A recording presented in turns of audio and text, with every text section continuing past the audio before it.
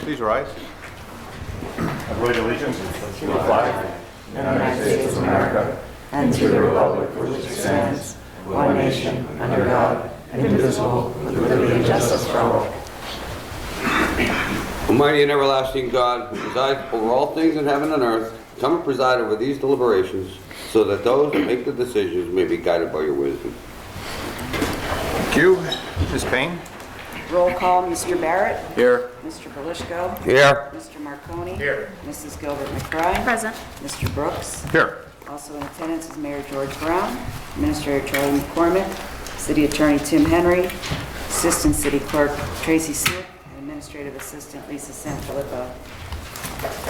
Good evening. Welcome to tonight's regular session of City Council. Please turn off all cell phones. Following are examples of some important council rules. They are not intended to be a complete list.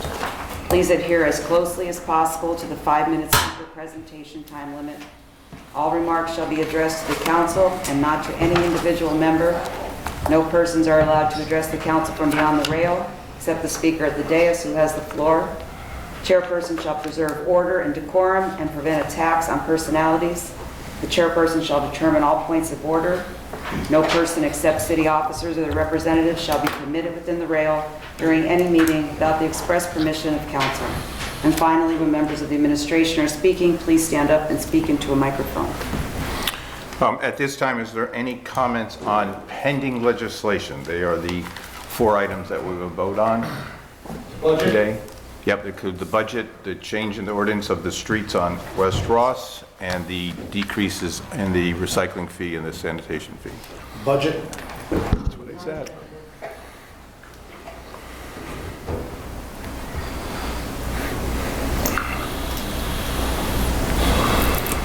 We're going out live tonight. Bob Kalawowski. I'm here talking to our esteemed Wilkes-Barre City Council. There's Mr. Barrett, senior member, Mr. Belishko, Attorney Henry, Councilman Brooks, Kathy Payne, our clerk, who got a $20,000 a year raise this year. Compliments to the council. Don't get personal, Mr. Kabalski. Hold it. Don't interrupt me. She was given a $20,000 a year salary increase, and don't interrupt me. Shall we read the rules again of council? I'm not attacking you, Kathy. That's good for you, bad for the taxpayers. Just gave her a $20,000 a year salary increase. Don't interrupt me. I'm getting sick of your nonsense. You better knock it off. I'm not going to take much more of you. You're going to get yourself in trouble. You're nothing more. You got a little bit of power, and you think you're Mussolini. Now knock it off. You're not going to be here much longer anyway, so knock it off. Ms. McBride and Mr. Marconi. Mr. Mayor, I'm going to ask you, if you could just stand up a little bit, on this situation that I've been telling you about. We're going to need your help to stop this pension grab and this benefit package these people are doing, this health care. You have to write a letter to PFM to help us. I tried to contact them, they won't do nothing. We need the Auditor General to do an independent investigation of this. How are they counting this part-time service towards a full-time pension? It's ridiculous. You know it's ridiculous. And there's not a business that you've worked for or anybody else here that's worked for that could get up this health care working part-time. We need to stop this. Now, I'm going to ask our council, Mr. Belishko, are you going to continue to take this health care? Mr. Katabowski, address council as a whole, please. All right, I can't do it, Mr. I have to ask them now, then they can answer later. And I'm telling you, Mr. Brooks, you're starting to get on my nerves. Knock it off.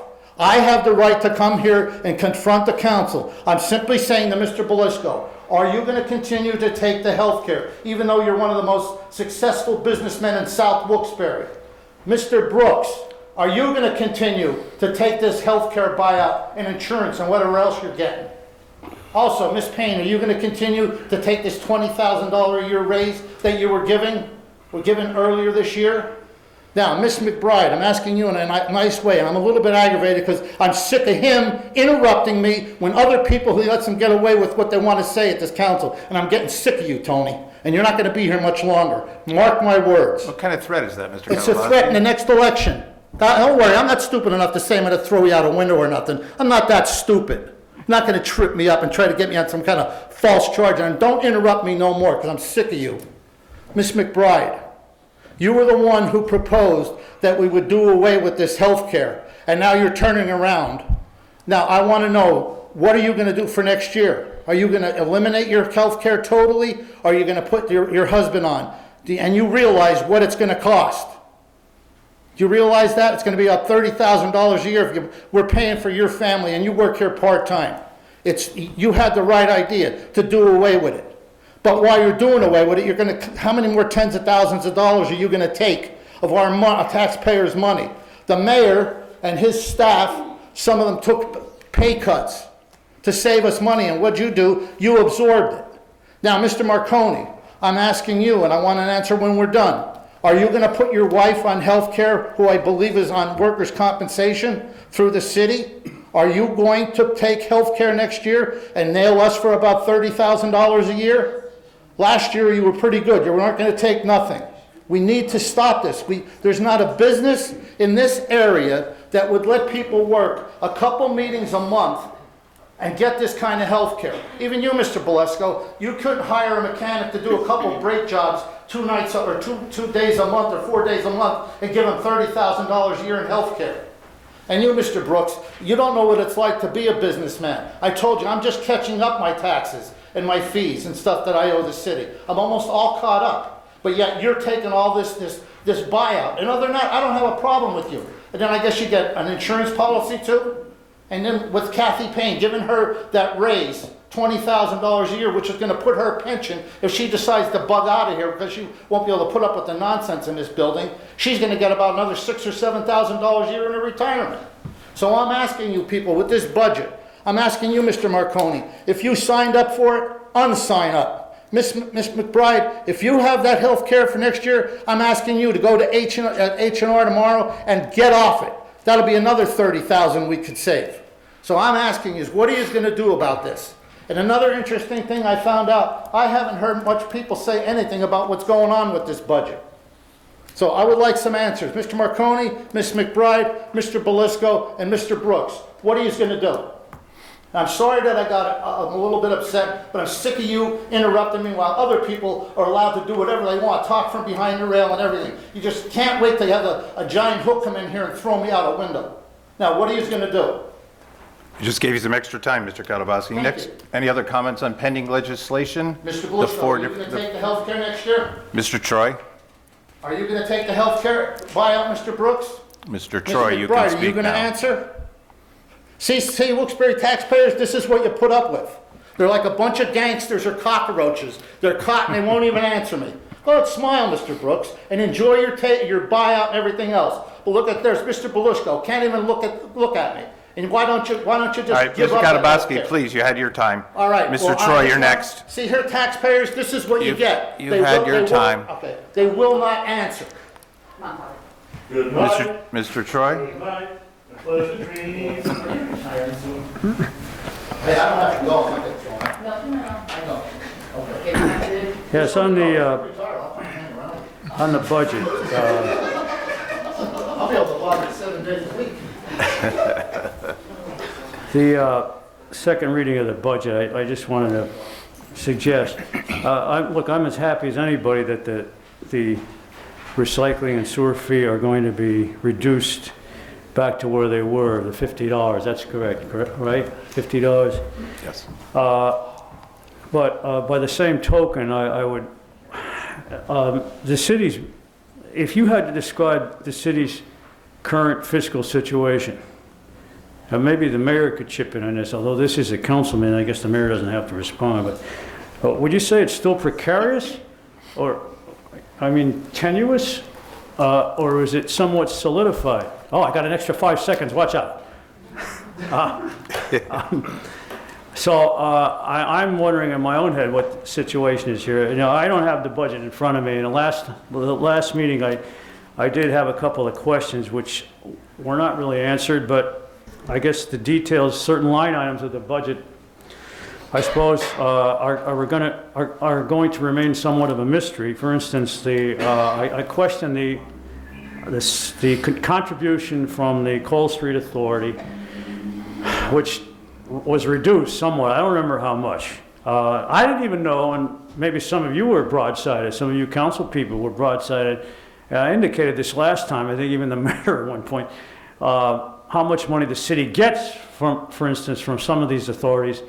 And I'm particularly bringing the Cole Street Authority up because I always was under the impression that, I don't know what the contribution is, 500,000, or I'm just stabbing in the air, I don't know.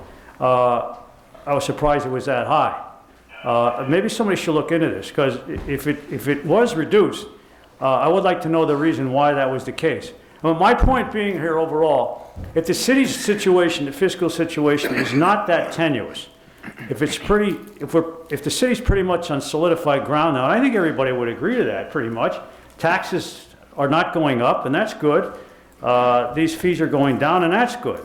But I think the bottom line is I don't think that there's enough empathy on the part of the people. And maybe there's some disingenuousness too on the part of the mayor and Mr. McCormick and some of the other people and the budget director who put this budget together.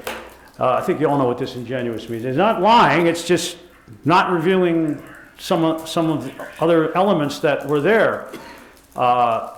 Some things, for instance, like if going back to the question, if the city's situation is not that bad, if it's on pretty solid ground, and mainly that would be because of the COVID, the 37 million the city's getting, correct? I imagine that's going to compensate for a lot of problems, fiscal problems. Even though the city's had to, I see, float a bond issue to make the MMO the minimum monthly obligation to the pension. I suppose that's not, this pension itself is a separate item, but getting into the budget per se. My bottom line here being that I really wished as a taxpayer, since we had to go through 2020 was a pretty bad year for most of us financially, myself included. I lost my line of work pretty much, went dormant anyway. So I would really appreciate it if the city situation is not that tenuous, if these fees can be maybe brought down to $25, in which case, and maybe a slight decrease in the property tax, and a slight decrease, maybe 0.1% in the 3%, the employment tax that the residents pay. These hardworking people of the city of Wilkes-Barre might deserve somewhat of a break, God forbid, and the average taxpayer. The mayor was pretty free with handing out breaks to the businesses and restaurants, that is, mostly restaurants and bars. It took a lot of COVID money. What was it, about $5-10 grand a piece on the average? Not only forgave the interest, but forgave the loan entirely. Maybe that same kind of break could be handed out to some extent to the city's taxpayers. I understand that there's in line for someone like $300 that go through a lot of strictures. But I don't know what the eligibility requirements are there. I'm sure a lot of people aren't going to be able to do that, maybe to meet those requirements. So I'm asking council basically, I think this budget ought to be sent back to the mayor. If I were on council, I would suggest that. I'd probably be outvoted.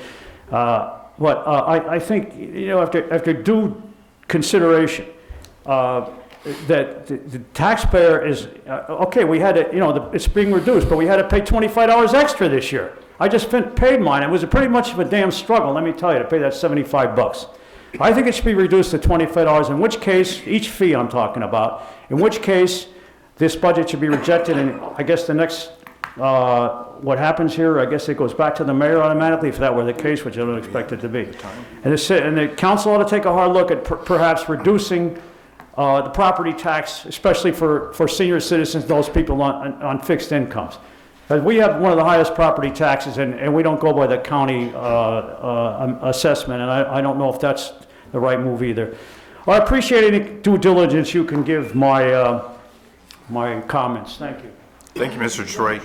So the revenue decrease on Cole Street, was that just because they're not bringing in? A limited amount of activity was Correct. there, so it generated less of it. Right. And then I do want to just make sure he's not misspoken. We did not issue bonds for the MMO. We issued bonds of this new financial arrangement that the state gave us to do to help shore up our funds, the pension fund. The only bond we took out was for the pension fund, which the city has no liability Right. to pay. It's paid by Act 205. So we're getting an immediate roughly $21 million. That's not part of it. I know, it's a different But thing. yeah, Right. no, that's the only bond, and there's no liability on behalf of the city, but also, as far as giving back to the people, we're giving back $7.1 million to the people in the mayor's 9-point plan. People will be getting that are eligible, $300, but also there's other areas that they will be able to benefit from, meaning social agencies will be getting over $1 million. If you want to buy a house in the city of Wilkes-Barre, we're going to help you with closing costs and down payment. If you want to start a business in the city of Wilkes-Barre, we'll help you with startup. If you want to remodel your home and you're eligible, you'll be getting remodeling money to help remodel your home. All in, Mr. Troy, altogether it's $7.1 million that we've carved out of the American Recovery Plan monies to benefit the residents of the city of Wilkes-Barre and also the people that are, as you call it, needy people. Those people that fall within a certain income guideline, we benefited from that also. So, not that you're not getting anything, it's got $7.1 million that's been allocated by the mayor's 9-point plan. Kathy, We've also Tony, I want, if he Wait, doesn't speak in the microphone, I want him thrown out because he's not following the rules. He's supposed to speak in the Bob, microphone. come on. That's not fair. You're picking on me. What about him? Also, we reduced the parking meters by $1 an hour, as you know, and we also reduced the garbage bags from $13 to $10 a pack, so there's a $2 reduction there. I don't think we'll have those. Thank you, sir. Mr. Brooks, I'm sorry, I don't know what the policy is. This gentleman also wants to speak. I don't think he's signed in, so he approached me. I'm not sure That's what I'm fine. supposed to do. So, Martin, right now, we're speaking on pending legislation. So would you want to give a comment about the budget? He didn't sign in before the meeting. Yeah, but he can still speak now if he wants If he to. wants to. Right, so what the topic now is the budget and the 3 items on the agenda to reduce the recycling fees, to reduce sanitation fees, and an ordinance to increase parking permits on West Ross. They're the 4 items right now. Any of those things you're interested in speaking about? That's the word. We already had the sign-in time already. Sorry about that. All right, so anyone else comments on the pending legislation pieces? Mr. Carr? I just had a question. Yes, sir. When you increase the zone in the designated parking, how many more spaces will that give you? On that half block, Kelly, did you count how many there were, Kelly, by any chance? How many spaces on Ross Street? Yeah, it's about. Yeah, between Main and River, so 2 blocks, I think there's 20 meters that are all on the street. So it's 20 spots. Okay. And that Thank you. 275 fee for the meters, is that an annual fee or a? It is. Yes. Okay, all right, thanks. Mr. Carr? Thank you, Chairperson Brooks. My name is Jason Carr from Sailorsburg, Pennsylvania. I just wanted to make the point. I think myself, Sam, and Bob Kaldaboski have been at the last 3 budget work sessions, and I believe there's been a combined time of less than 5 minutes spoken or discussion by the council. So I'm wondering, when do you actually discuss the budget amongst yourselves if it doesn't happen in the work session? If you could answer that question, Mr. Brooks, after I'm done. It's bewildering to, and I know Jerry makes a point of it in many of his newspaper articles that you don't have much of agenda each time you meet, but I mean, this is pretty serious. 3 budget work sessions, and I think less than 5 minutes combined. And as we saw today, not one person just talked about it. It's very disturbing, and I think a lot of people tonight are questioning, why do we even pay you? And along those lines, again, I'll just continue to educate the public as they sit here. This is the 4th highest paid council in the entire state of Pennsylvania. $13,500 in salary for doing almost nothing, as you saw tonight, in a work session that lasted less than 1 minute. Health benefits, buyouts for health care that Chairperson Brooks takes, $3,600 a year. Health care for your family, $25,000 for Miss McBride, Gilbert McBride. It's embarrassing it's embarrassing that everyone has to pay for this nonsense. As well, a year ago, I stood here and I asked the mayor to take out a tax anticipation note instead of raising the recycling and sewer fees $25 a piece. And I knew he didn't understand what I was saying, and it looks to be that that was the right decision a year ago. Because according to the mayor, there's no problems with the budget. But there are problems with the budget. He took $1.8 million this year out of the American Rescue Plan funds to balance the budget. And the mayor says there's no problems. But what revenues were decreased, if he could answer this tonight, what revenues were decreased for that to trigger you to borrow those, or not borrow, take those funds meant for the people to balance the budget so we can pay your health care, so we can pay the pensions, right? So we can pay these nonsensical salaries? Tell me about it. Chairperson Brooks, can you tell me, it was a unanimous vote that took place earlier this year regarding the city clerk's salary of $77,000, and you told us that there would not be overtime back in March or April. And now, according to the budget, there's an additional $11,500 allocated for that budget, overtime budget for the city clerk. Why are those funds allocated? And can you also explain to everyone in this room how you came to that decision, or what were the discussions with yourself and the president of the union, Tom Borum, around allocating, going from a $55,000 salary to a $77,000 salary? Because we didn't hear it. At the work sessions, it wasn't discussed. I didn't hear it. Can anybody explain any of these questions that are extremely disturbing to the general public? We have to pay the bills. The general public, people that go to work every day, who are self-employed, like myself, Mr. Kaldabaski, Sam Troy, who lost his job during the pandemic, but George Brown had to make sure that all of his buddies got jobs. Mr. Brooks, I feel like that's a remarkable. It is. I thought that wasn't allowed. I know. Please stick to the budget items, Mr. Right? Our taxes went up. Our taxes went up. The fees went up last year, right? For the sewer and for the recycling fees. So the mayor, Mr. Chairperson, could hire his friends for various police and fireman jobs. He gave 35% increases to the DPW workers, and he gave multiple promotions within the police and fire department. Is that true or not? That is true. No. Yeah, screw you. Hey! Okay, I'd like him removed, please. Out! Sure thing. Jason, Mike Bulishko should be removed out here when he called you an asshole. Hey! Kalbatsky, stop it! He said, You're a grown adult. Would you stop it? well, why did Mike Bulishko say that about Mr. You Carr? just He called him an a-hole, and you know he did. Twice. Stop it. Stop it. Yeah, there's same- My same- God. Have some decorum, please. Anyone else on pending legislation?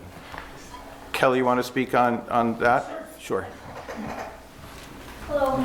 Got them all warmed up here. Oh, they're gonna love me. State your name and for the Kelly record. Mashinsky. I am the property manager at Cumberland Apartments. Thank you very much for putting this on the agenda today. I think you know what I'm looking for, and I've got about 30 people that will be very happy to have closer parking. So we're currently going to St. Nicholas Church, which is about, I brought a tenant with me if we need more support here. How far do you walk?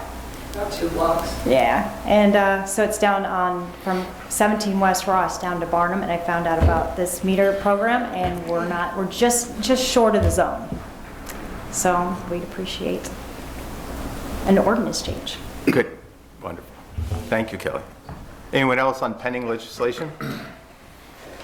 Okay, we'll move into the voting sessions. Okay, is council okay with doing it as a consent, the 4 ordinances and the minutes? Yep. Yes. Okay, so then we need a motion and a second on the consent agenda ordinances, including the minutes. Motion. Motion by Mrs. McBride, Second. Second by Mr. Marconi. Mr. Barrett? Yes. Mr. Belishko? Yes. Mr. Marconi? Yes. Mrs. McBride? Yes. Mr. Brooks? Yes. Motion passes. Thank you. Council presentations again. Anything to add, Mr. Barrett? No, sir, thank you. Mr. Belisco? Nothing more. Mr. Marconi? I have nothing further. Ms. McBride? Nothing further. Thank you. Good. Okay, public comments? Let's see. I got it. Jessica McClay? Hi, Jessica McClay, 463 North Pennsylvania Ave. So I'm just here to ask my general yearly question. Wanted to know who's taking the medical, who's taking the buyout. I also had a question, has council got an increase in salary, or is there an increase in salary plan? And that's as a whole, so not anybody in general. Sure. So, council hasn't had an increase in salary since 1999. This has been set, so this is for the last 22 years or so. And I take the buyout. And I give it away to charity. If anyone else, you don't have to, but if you want to ask. Same answer as last year. Same as last year, too. Be taking medical this year. Okay.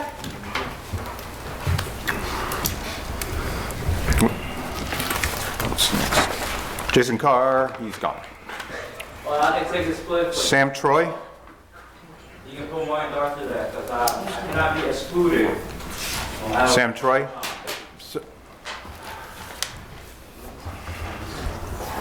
Seems like you guys can't get out of here fast enough. Or I have the wrong impression.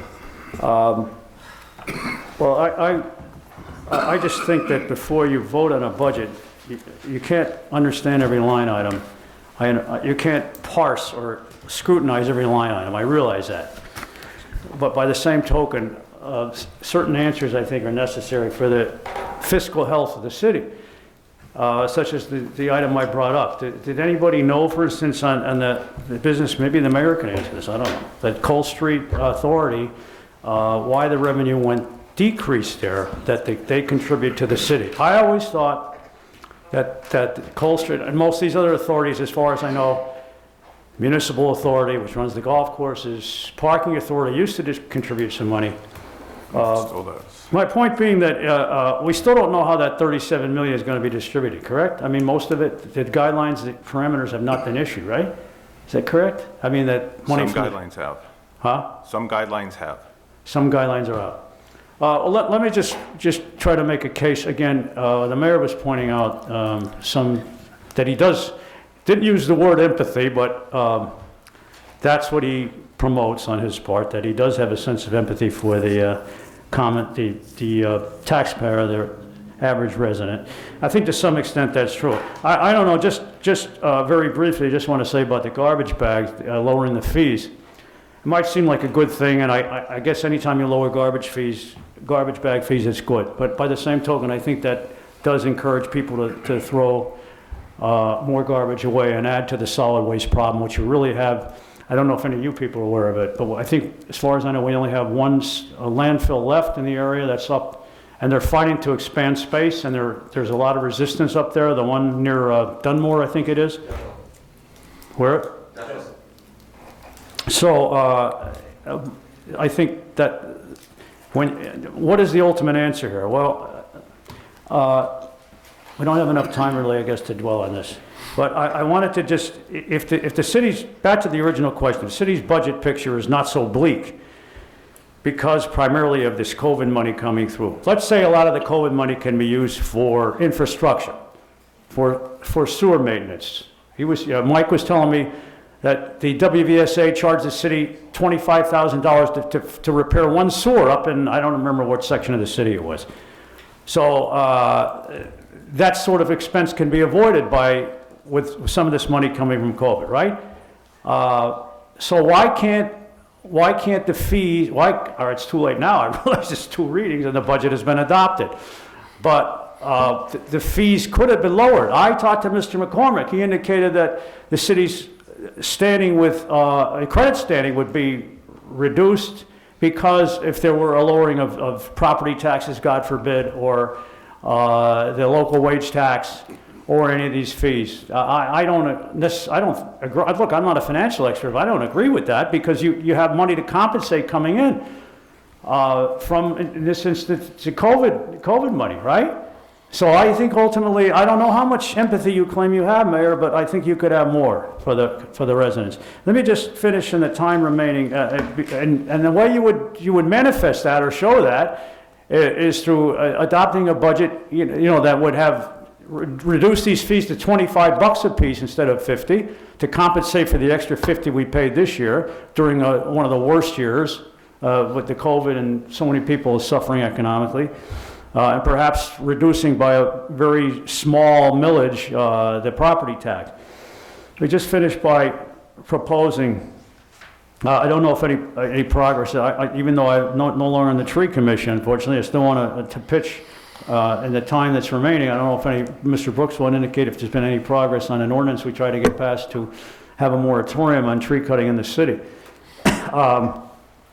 Getting back to just a couple of environmental things that I just want to advocate. Getting back to plastic bags, which are the bane of our planet right now, which are getting into the oceans, and pretty soon there's going to be more plastic bags than fish, as most of you may know. The problem starts right here, it can end right here in this microcosm of a city with an ordinance that could make businesses money. So I'll have to talk about that more next time. But I hope council would be willing to listen to pass some sort of ordinance to make plastic bags optional for any businesses in the city. That would be a way to reduce garbage, Mr. Brown, and a way to reduce unwanted dumping. So it can make plastic bags optional and have customers pay a fee of 3 cents or something for it. But I'll talk more about that next time. Thank you for your time on that. Thank you, Mr. Troy. Any comments or questions from my colleagues? I know that last year when we were going through the whole budget discussion, there was different points being made about blue bags and how we could make those more affordable for families, and I'm still in favor of reducing the cost for those with a lower income.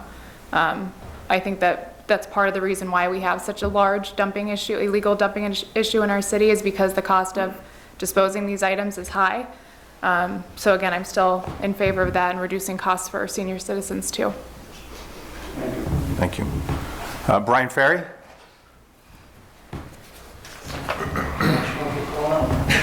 I'll try not to. Good evening, everybody. Brian Ferry, 147 South Washington Street. Hope everybody's doing well. I haven't seen you in a while. So just a couple quick things. Right now, we're still seeing a lot of the benefits from the latest COVID bill. I can't even remember what it's called at this point. Rescue plan, is that what it is? It's been a busy week. So anyways, the last time I was here, I handed out some information regarding transit-oriented development. And I was wondering if anyone has looked into that a little bit further. I think it's something really great for this city. You know, we're seeing a lot of discussion about Amtrak running from here to New York City, here to Philly, whatever. And I think that that's great, and I think it could be a huge catalyst for this city. So I think that that's something we should be really pursuing, and if we could get on that, the sooner the better, I think. Also, regarding the budget, another pamphlet that I handed out a while back regarded to a couple of different strategically placed lots that were city owned that could be put out for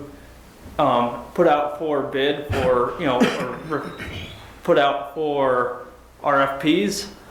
And I was wondering if we had looked into that a little bit more. I think that would be a good way of helping to bolster the current budget, and it would help to encourage more development that would help to shore up the budget moving forward. We would be adding units to the city, which adds to the tax base.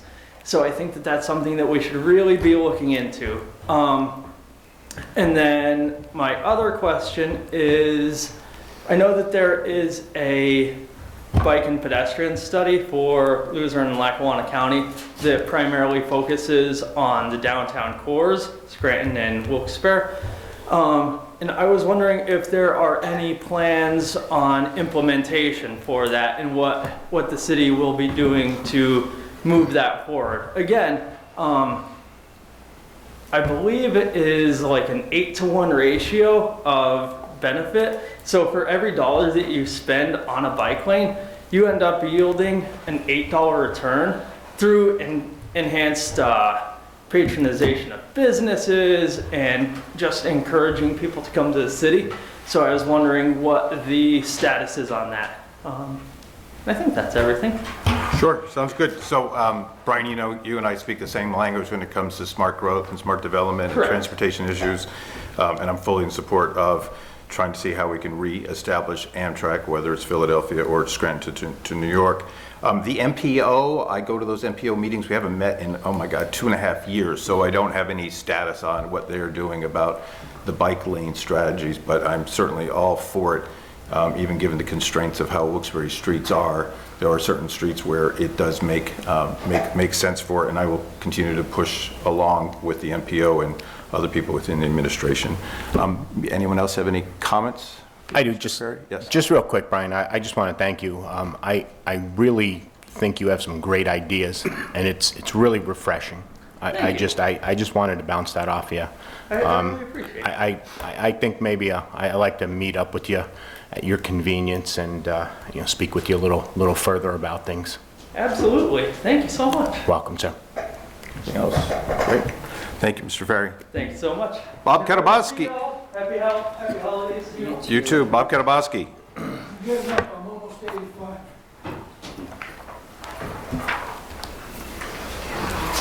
Erica, I'm up.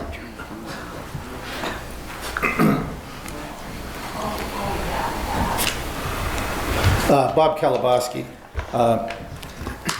As you see what just happened here a few minutes ago, and it's nothing against you, Mayor, but they make rules, and it is very hard. You have like a soft voice, and I was always one of my complaints with the past administrations sitting down, but if you could just get up and speak into the microphone, because it's much easier to hear, especially when people are watching on YouTube. I'll be happy to do that, Bob. Well, thank you. Kathy, I think you should enforce these rules, and when the administration doesn't do that, you should do something about it, because there's rules for me and Mr. Carr and other people. Now, I think it's very refreshing about this budget, how it's going to happen here. And the more refreshing thing is, I'm going to use my time now. There's Mr. Bolesco, Mr. Brooks, Ms. McBride, Mr. Marconi. I'm going to use my time here, and I'm just going to keep panning this until my time is up. And I want to know why you don't give all up the health care. There's another citizen saying the same thing. The administration saved money, and what do you do? You absorb it. And another thing, Mr. Brooks, to get back to you. What Mr. Carr said to the mayor, he should not have said. That was wrong. He shouldn't have said it. He should not have said that. And that's just frustration. But on the other hand, when Mr. Bolesco called him the most sickening word that you could call a taxpayer and a businessman, and I'm not going to repeat it because I know what'll happen. I'll be thrown out. But he wasn't man enough to apologize to Mr. Carr, and that's why he's frustrated. To curse, and he basically cursed at him. And the guy's good enough to come in from Saylorsburg and invest in this city, but yet Mr. Carr's ejected. But what Mr. Bolesco said was twice as bad. So now I'm going to wait my 5 minutes, and I'm just going to keep panning this so the taxpayers could see until you answer my question about giving all this health care up. And just so you know, if my figures are right with the past people that were on council that ended up using their time towards full-time pension, may have cost the taxpayers over $2.5 million. And Miss Joseph isn't here tonight, my former friend, but as she brought up, it's only a small part of the budget. No, it's not. Not when it's costing us that kind of money. So now, and especially, and Kathy, just so you understand, it's nothing personally against you. Our city is in, if we didn't have Mayor Brown and his administration, who knows where the city would have been, because we were going down the sewer with the last administration. and it's nothing against you personally, but to give somebody a $20,000 a year raise, which is gonna probably give you $6,000 or $7,000 a year more when you retire, is outrageous. So now, this is Mr. Marconi. From all intentions, he's gonna get about $30,000 a year for him and his wife, who's on workers' comp from the city. Miss McBride, who has a beautiful family, we are now gonna be paying health care for her. Mr. Brooks, our historian, taking his bio, giving it to charity, making yourself look good on my dime. And the lady here from East End or wherever she's from, you're giving it to charity, making yourself look good. And here's Mr. Belisco, probably one of the most successful auto mechanics in South Wilkes-Barre, but who pays his health care? We do. So now, I want an answer from this about giving it up. Anybody, how much time? I got 1 minute and 5 seconds.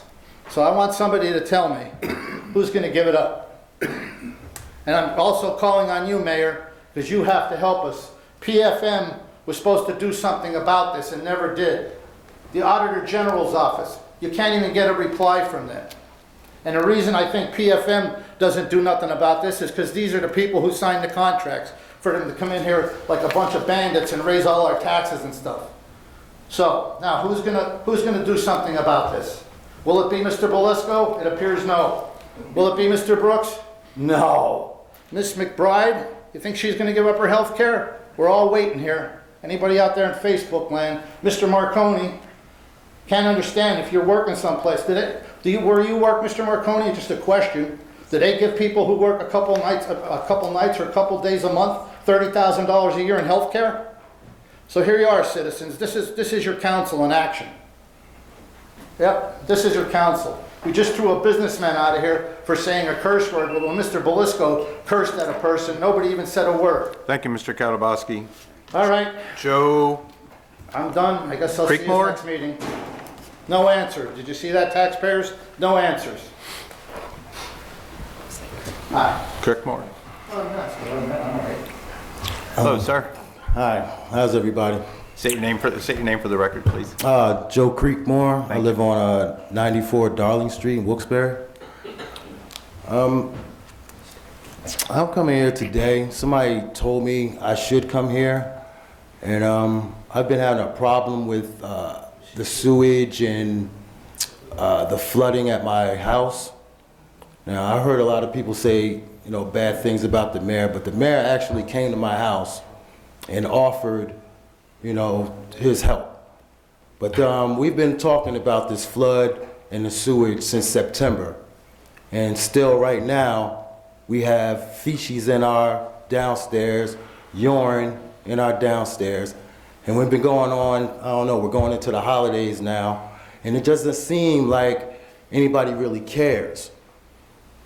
Now I have the city saying that it's my landlord's fault. My landlord saying it's the city's fault. So they've been going back and forth. So today, the city came and they said they weren't gonna fix our furnace. We have no heat.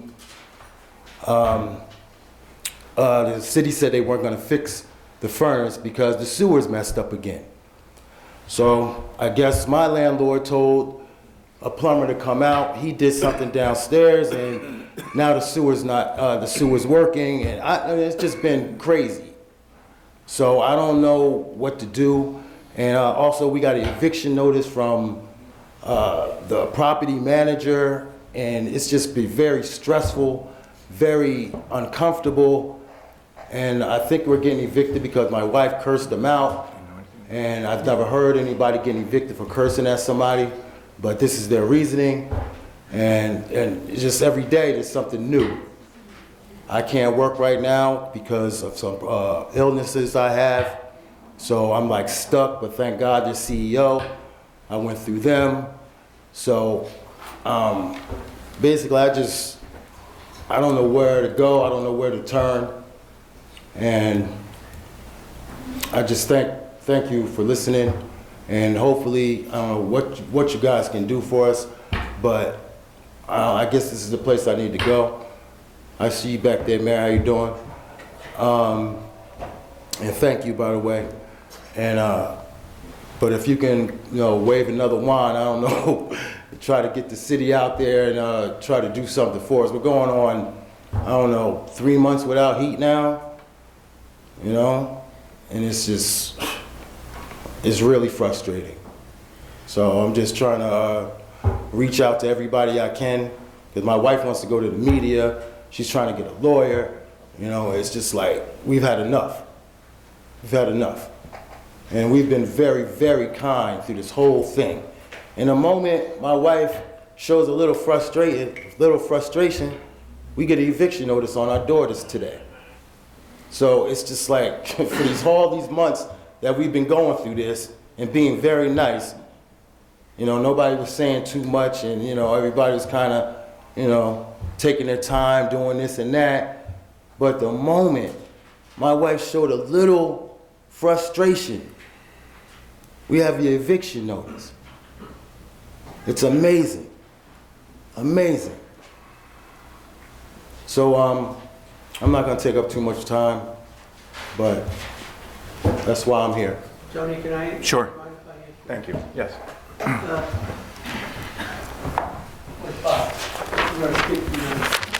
Gotta turn it, hit the button right there. Hold it in there. I don't know if you can hear me or not. Yes. I did return your wife's call yesterday. Yes. Okay. We missed it, yeah. I believe, Lisa, you returned a call. One of my staff also returned a call. Right. To talk to her. I'm going to ask, why don't you stay after the meeting, and I'll personally stay and talk to you about this. Okay. And we can discuss your situation. But if you don't mind staying a couple minutes. I appreciate it. Thank you. Just one thing too that I want to, do you have a hearing yet for your eviction? No, we just got the notice today. I would make sure that you have everything documented of what you just told us. Oh, trust me, And- my wife has everything. Good. I like her already. Yeah. So, and I would, you know, bring that to the hearing and outline everything that you just told us. we And I'm have sorry that you're Yeah, we have going a through this. landlord, it's a brother kind of deal. One of the brothers is here in Wilkes-Barre, the other one's in Israel.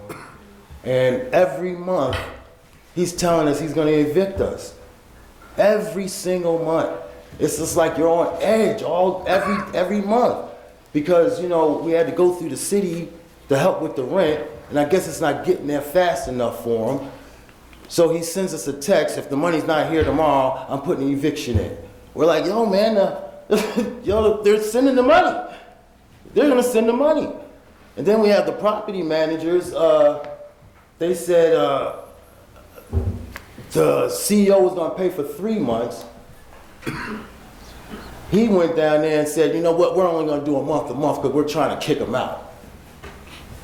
Oh, our stove broke a couple of days ago. We tried to talk about that, and he texted us back and said, you can always get out. Instead of fixing it, he tells us we can go, we can leave. We have children. We've been here 2 years. It's just... I know that there's no back and forth allowed, but did you I'm say? sorry. No, that's okay. Was the health department at your house? I think once. And they wanted to condemn the place, you know what I mean? Right. But we're not in a position to just get up and go. So we just said, you know what? Just fix it. Just fix it. We'll deal with the people going in and out. I'd be interested to know about the conversation between the health department and the landlord and what they did at that point in time. I mean, the mayor's going to talk to you after the meeting, Right, but that's something that I would. And also, excuse, I don't want to take up a lot of time, but one more thing. I found out this house that we're in was condemned for the same reason. See, it's the landlords. Excuse my language, they're slumlords. That's exactly what they are. They're slumlords. They put a Band-Aid on it. They must have a buddy down there with the health department or whoever does all this. They have to have a buddy that comes in and says, you know what, this is okay. And they move the next suckers in, which was us.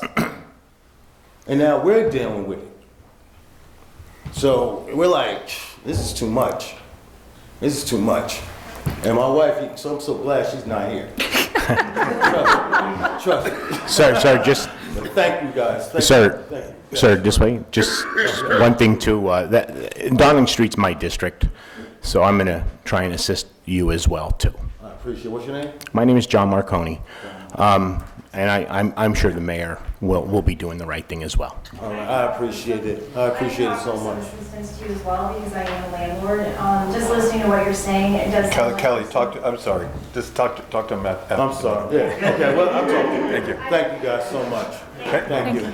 Thank you, Joe. Thank you, Mr. Mayor, for that. Okay, John Sikoski?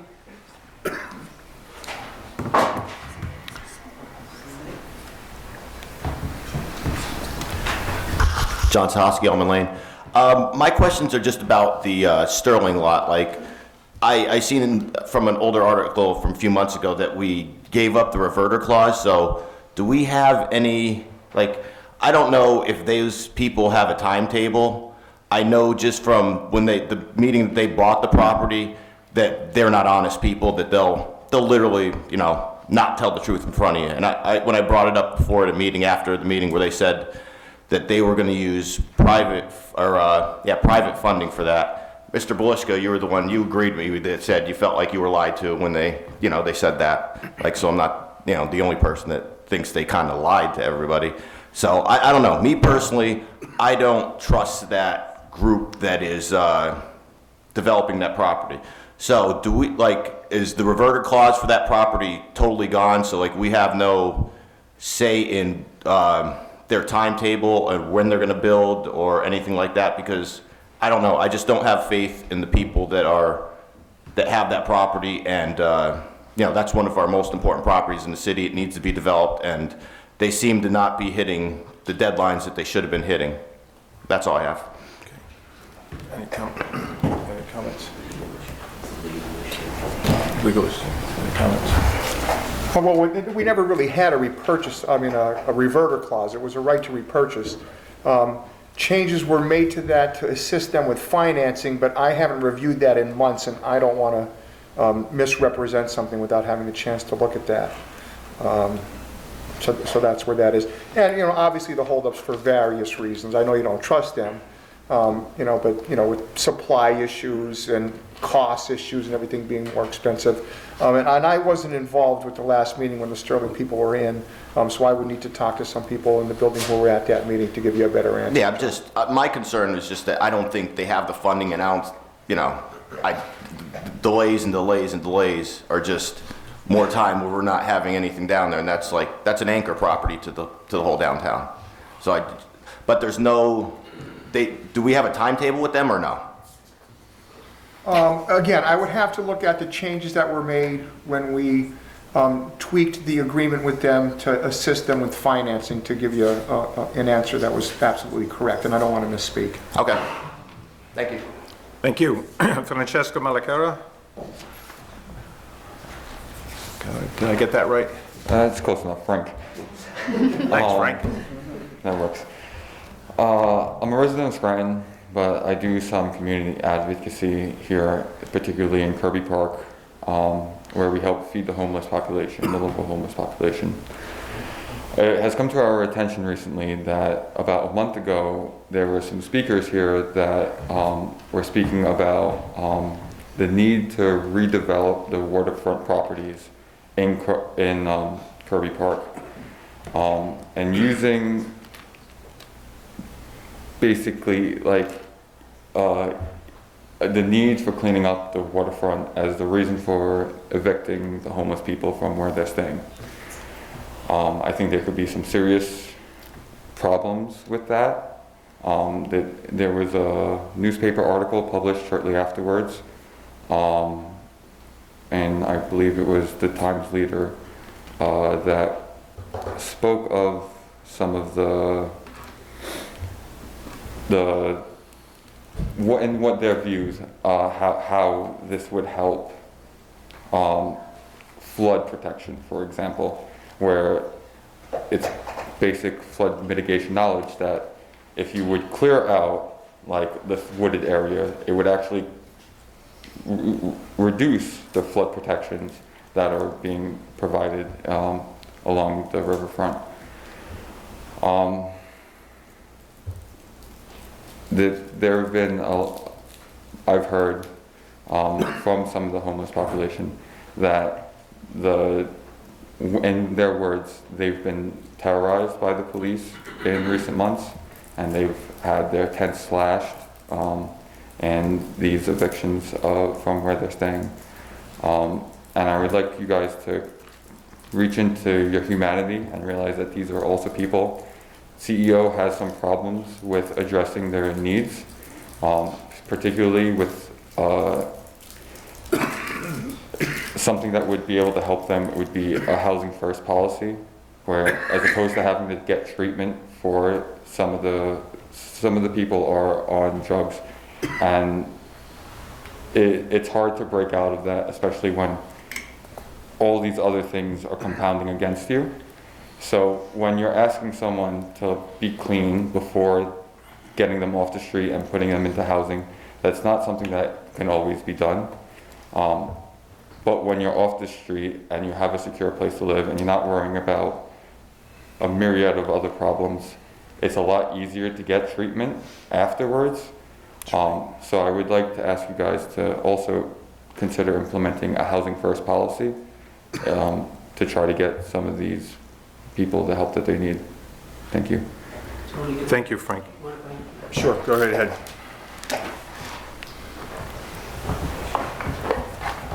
Can you hear me okay? Okay. A couple of things. Yes, you're right. It was about a month ago. We did have Dr. Reisinger and other people in here. Since that time, sir, we had 2 meetings with people from the Riverfront Park Committee, with Diamond City Partnership, and also a person that teaches forestry at Penn State. We had 2 meetings. Their recommendation was to clean the paths, which we're going to do. We're going to clean the paved pathways, but they said do not remove what's along the riverside because that helps with the flood protection. Also, there are several species of birds over there that are special type birds that reside in that area. There's a concern that's another small thing, but when we went over there after the meeting, and we found one person living there, okay, and he had a couple dogs. That's who was living there. One of the things is, part of that area, if you go further down by the Black Diamond Bridge, that's not Wilkes-Barre area, okay? That's a different municipality. And I won't get into that, but I don't want to paint a negative light on it. But the area that was brought up in the meeting, we do patrol that, and we did have an officer down there, and he found one person, and we tried to help that person, okay? The problem was the person couldn't get housing. So anyway, we're trying to work with that person. But just so you know, we've started an initiative where we are working with Justin Behrens from Keystone Mission and other people, and we're looking at how to address the housing situation for homeless people. Okay? That's an initiative that we're working on. I know, Tony, you met with Justin, I believe, once or twice. But we're actually working with him. We're working on the Code Blue initiative, and we're also working on how do we address the housing for people, the homeless people. So that's in the works, okay? But just so you know, our plan is not to go in there and clean up all that that rubbish that's there. At one time, I was told by some of the group that were here that, oh, we want you to dig up the topsoil and sell it. No, we can't do that, okay? That is part of the natural, it helps with the flooding over there. Otherwise, we may have a different part of the park. So our plan is we are going to clean up the pathways. So people want to walk through there or jog through there, they'll have a clean area to do that. That's our plan, and we're initiating that plan. I would hope that we're not going to touch there. I appreciate that, and I appreciate the concern that you're putting and the thoughtfulness you're putting into this. The only concern that I have with what you said has been, I urge you to seek other partners besides Mission Keystone. Okay. I seriously urge you to look into the background of the leader of that organization and to reevaluate your working with them. Okay, and I'm open to working with other organizations. As a matter of fact, I believe we have a meeting coming up shortly with multiple organizations. We want to address this issue, sir, okay? And we'll do the best we can. My concern now is we're getting into the really cold weather, and we have to establish this Code Blue, which we're going to do. We actually have two possible sites that we can have people go to if it goes below 20 degrees or 20 degrees. We're working on it, and like I said, we have had 2 meetings already. I hope I answered your question. Yes. Thank you, Mr. Mayor. Mark Schaefer? I'm sorry, just one thing. Oh, I'm sorry. No, that's okay. Could we connect after the meeting for your contact information so I could get some more information about the Housing First policy? Okay, thank you. Thank you. Mark Schaefer? Mark Schaefer, West River Street. I want to say I'm glad to hear from the mayor as well that that's not, the plan isn't kind of go in there and rust them all out and get rid of all, dig up all the topsoil and all that. I read the article that Frankie was referencing, and I appreciate the administrator mentioning that the people there do have rights to have their stuff, and you can't just simply take it and throw it out. And I read that article, and there was stuff about people saying they didn't really feel safe down there running the pass and stuff. And as the mayor mentioned, there's a lot of stuff that just needs to be clear. I run in Kirby Park all the time, and if my concern was going down those woods, it would be overgrowth and getting ticks and getting scraped by a pricker bush, less than someone who's there. The other thing I wanted to bring up, I'm sort of going to steal Brian and Sam Troy's thoughts about the importance of getting the Amtrak station and really developing the city. I'm very excited to see it's official in Scranton, and I've been excited to see the city controller really going out there and pushing for it. I hope we can get it in Wilkes-Barre too. I know that I just went to a concert in Philly with my parents a couple weekends ago, and they were like, oh, we'll drive you down and you can just take a bus or train up. And I was like, about that, there's no train, and the bus, it drops you off at the Wyoming Valley Mall, so I would have to get an Uber or a Lyft to get back. Unless I want to take the bus, it'll go to Scranton, and then I'll get on a bus in Scranton to come back to Wilkes-Barre to get off at the Metro Depot downtown. So I think we really need some better public transit in the area. It should be pretty easy to get to a major city like Philly and New York as well. And as what Joe was talking about with his plumbing problem, I think that really speaks to the bad condition of the sewer and water pipelines in the city. I mean, that kind of stuff. It's possible it is just a bad landlord and they haven't done maintenance. That wouldn't be shocking in the area. But it sounds like it's probably pretty likely that this is a result of, it's come up in meetings here how many times that our pipes are how old and haven't been repaired. So I just would like to highlight that and say, like, I know you've said that not all the funding is set for the various rescue plans we've gotten. If there's ever the option to devote that to sewer improvements and street improvements, all that kind of stuff, I think that would be a really good thing to prioritize. I know, like, the last administration was talking about selling the sewer just to get it fixed. There was some talk about it at the beginning of this administration, but COVID sort of changed everything. I'd hope that as maybe with the new infrastructure bill, we'll get some money, but with whatever money's left from the CARES, any infrastructure bill, I hope that fixing the sewers, the water pipelines, so that we have less of these circumstances where human waste is backing into people's basements, kind of something no one wants, and even just, I know Sam Troy has brought it up before, how our lead levels here are pretty high in our drinking water, and there's serious concerns about our pipes, so any chance there is for future money to go towards fixing our pipes, I think that would be really important. Tony, you mind if I answer? Sure, go ahead, Mr. Mayor. All right, it's turned into the mayor's meeting. Yeah.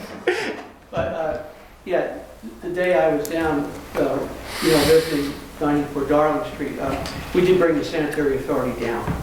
And when I was there at that time, I believe you left, you had to go to a meeting or something. Yes. But they did show it was clean, it was clear. But Mark, that might have been something from the house to, across. But the issue we have with the money, we do have to allocate some of the 37.1 into fixing the old sewer line. We have to do that. Now, there are stipulations. I can't pave streets with it. I can't fix potholes, those type things. But what we do have to do is allocate a certain amount of money to going in and repairing the 100-year-old sewer system. We know it's the old terracotta pipe. We're going to do that. We're reserving some of that. We didn't receive all the 37 million. Yeah. We received half of it. First part, what we're going to do is give back $7.1 million to the people, the needy people. As I said, the social agencies, those type things. I mean, the checks that we're giving out are $300. That's $3.5 million. So we're giving back $7.1 million. We're going to hold up on some of the allocation to start addressing some of the sewer issues that we have in the city. So we're aligned on that. We want to do the same thing. But there are restrictions. I can't just pay potholes. I know that's one thing we hear. Oh, well, say 15th Street, can't use it for that. But we are going to identify some of the areas that we have to fix this. Yeah, and I was just wondering, like, next round of funding, whatever the next rules are. And I did want to say, I'm happy to see that home buying program. As a millennial who thought I would never be able to buy a house, that's making it very tempting. The option of up to $7,500. And we've gotten several responses to the programs already. I think, if I'm not mistaken, the one that's being utilized or applied for the most is the home remodel. You know, because people want to put some improvements in their houses.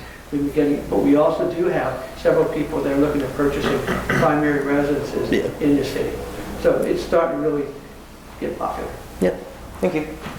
Remember, I had 18 streets. Pardon? It was 18 streets I gave you. No, you gave me That's right. Somebody else gave you one. Okay, our next meeting will be Tuesday, December 21st, a combined session, correct? Combined session. Thank you, everybody.